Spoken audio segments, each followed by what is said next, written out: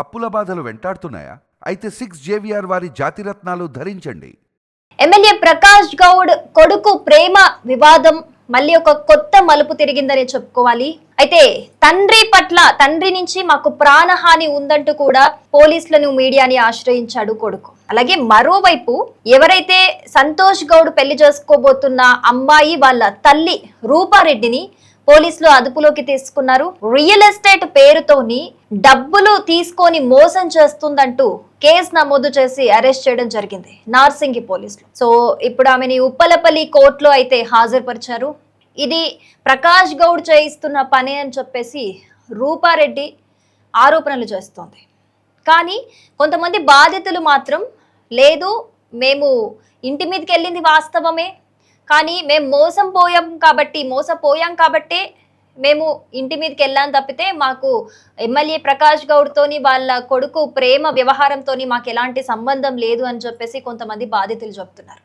ఇటు సంతోష్ గౌడ్ ఏం చెప్తున్నాడు అనంటే, మాకు తండ్రి నుంచి థ్రెట్ ఉంది, తండ్రి ఇదంతా చేయిస్తున్నాడు, ఇంతకుముందు నేను ఇలా ప్రేమించిన అమ్మాయిని పెళ్లి చేసుకుంటానంటే ఒప్పుకున్నాడు, ఎంగేజ్మెంట్ చేసుకున్నాను, ఒప్పుకున్న తర్వాత నేను ఎంగేజ్మెంట్ కూడా చేసుకున్నాను, కానీ మళ్ళీ ఇప్పుడు ఇలా ఎందుకు బిహేవ్ చేస్తున్నాడో మాకు తెలీదు, ఇదంతా తండ్రే చేయిస్తున్నాడు, మాకు ఖచ్చితంగా ప్రాణహాని ఉంది తండ్రి నుంచి అని చెప్పేసి కొడుకు సంతోష్ గౌడ్ ఆరోపిస్తున్నాడు. ఇటు ప్రకాష్ గౌడ్ గారేమో అసలు నాకు సంతోష్ అనే వాడెవడో తెలీదు, అసలు వాళ్ళ ప్రేమ వ్యవహారంకి సంబంధించి నేను అసలు మాట్లాడదలుచుకోలేదు అని చెప్పేసి ఎమ్మెల్యే ప్రకాష్ గౌడ్ చెప్తున్నారు. సో ఇటు రూపారెడ్డి ఏం చెప్తున్నారంటే, ఇప్పటికే 40 మంది వరకు కూడా మా మీద అటాక్ చేశారు, ఇదంతా కూడా ఆయనే జయించాడు అన్న విధంగా వీళ్ళు ఆరోపిస్తున్నారు. కానీ అసలు యాక్చువల్ గా బాధితులు చెప్తున్న మాట ఏంటి అని అంటే, రూపారెడ్డి గారు ఫస్ట్ నుంచి కూడా ఫ్రెండ్స్ అందరినీ బాగా నమ్మించి రియల్ ఎస్టేట్ లో ఇన్వెస్ట్మెంట్ చేస్తానని చెప్పి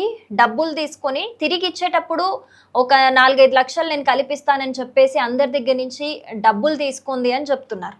ఎన్నిసార్లు అడిగినా కూడా, ఇంటి మీదకి వెళ్ళి అడిగినా కూడా మొహం చాటేస్తుంది తప్పితే అసలు ఎలాంటి రెస్పాన్స్ ఉండట్లేదు ఆవిడ దగ్గర నుంచి అని చెప్పేసి బాధితులు చెప్తున్న మాట. కానీ రూపారెడ్డి గారు చెప్తున్న మాట ఏంటి అని అంటే, అసలు రియల్ ఎస్టేట్ ఇష్యూ అనేదే కాదు, నేను ఎవరిని అలా ముంచలేదు, అంటే నేను ఎవరికైనా మనీ ఇవ్వాలేమో ఒక 2-3కి తప్పితే ఇలాంటి పెద్ద ఎలిగేషన్స్ అసలు ఏం లేవు, ఇదంతా వాంటెడ్ గా చేస్తున్నారు నా మీద, ఎందుకంటే నా కూతురు శ్రీయష్ సంతోష్ గౌడ్ ఇద్దరు కూడా ప్రేమ వివాహం చేసుకుంటారు అనే నేపథ్యంలో ఇదంతా చేస్తున్నారు, కుట్ర పన్నుతున్నారు నా మీద, నేను ఎప్పటికీ కూడా ఆయన అనుచరుణ్ణి అన్నట్టు మాట్లాడుతున్నారు ఆవిడ. అంటే నేను ఫాలో అవుతాను, నాకు ఎలాంటి ఇబ్బంది లేదు, మనం కలిసి పిల్లల మనసు అర్థం చేసుకొని వాళ్ళకి పెళ్లి చేయాల్సిందిగా నేను మొదటి నుంచి చెప్తూ ఉన్నాను, నేను ఇప్పుడు కూడా అదే రిక్వెస్ట్ చేస్తున్నాను, ఇది ప్రకాష్ గౌడ్ గారు చేయిస్తున్న కుట్ర తప్పితే అసలు నేను ఎవరిని ముంచింది లేదు, ఎవరికి డబ్బులు ఇవ్వాల్సింది లేదు,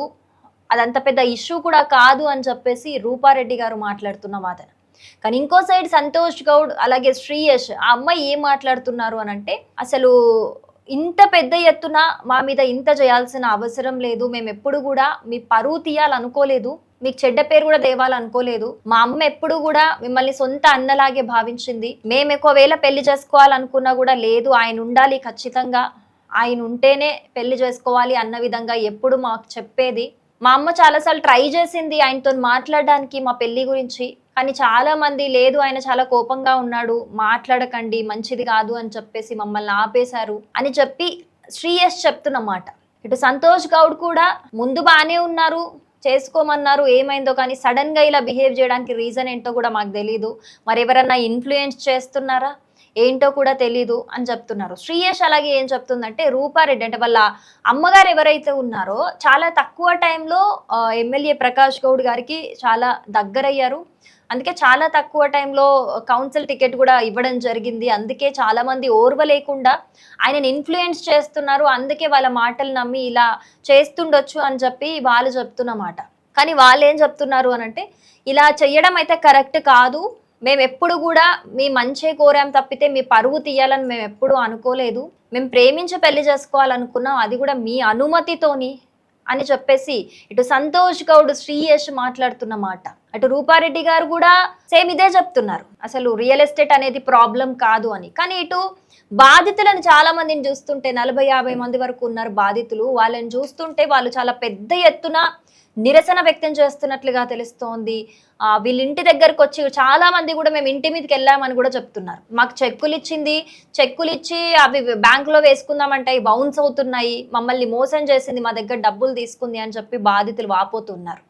అసలు ఇందులో ఎవరిది తప్పు, నిజం ఎంత, ఎవరు నిజం దాస్తున్నారు, నిజంగా బాధితులకు అన్యాయం జరిగిందా, లేకపోతే ఇప్పుడు రూపారెడ్డి గారు ఆరోపిస్తున్నట్టు ఎమ్మెల్యే ప్రకాష్ గౌడ్ గారు ఏదైనా ప్లాన్ వేసి ఇలా చేస్తున్నారా? ఇక్కడ చాలా ప్రశ్నలు ఉత్పన్నమవుతున్నాయి. కానీ ఇందులో ఒక క్లారిటీ అయితే రావట్లేదు. ఎవరు ఏం చేస్తున్నారు, అసలు ఏంటి అని చెప్పేసి ఎవరి తరపున వాళ్ళే మాట్లాడుకుంటున్నారు తప్పితే ఇది కాదు ఇష్యూ, ఇది కాదు అని. కానీ ఎవరు కూడా ఎవరి సైడ్ నుంచి కూడా అసలు నిజం ఏంటి అనేది అయితే బయటికి రావట్లేదు. మరి చూడాలి ఏమవుతుంది అసలు ఈ కేసులో. మరి కోర్టు ఎలాంటి తీర్పిస్తుంది, అసలు ఇన్వెస్టిగేషన్ ఎలా అవుతుంది, ఇన్వెస్టిగేషన్లో ఎలాంటి విషయాలు బయటపడతాయి అనేది. మొత్తానికైతే సంతోష్ గౌడ్ శ్రీయష్ అయితే మాకు తండ్రి నుంచి ఒక ప్రొటెక్షన్ కావాలి, మాకు ప్రాణహాని ఉంది, అలాగే ఆయన ఒప్పుకొని మా పెళ్ళికి ఒప్పుకుంటే మేము ఇంకా సంతోషంగా ఉంటాము, మేము ఎప్పుడు కూడా ఆయన పరువు తీయాలనుకోలేదని చెప్పేసి వాళ్ళు చెప్తున్నారు. చూడాలి మరి అసలు ఈ కేసు ఇన్వెస్టిగేషన్లో ఎలాంటి విషయాలు బయటకు వస్తాయో, అసలు నిజం ఏంటి అనేది.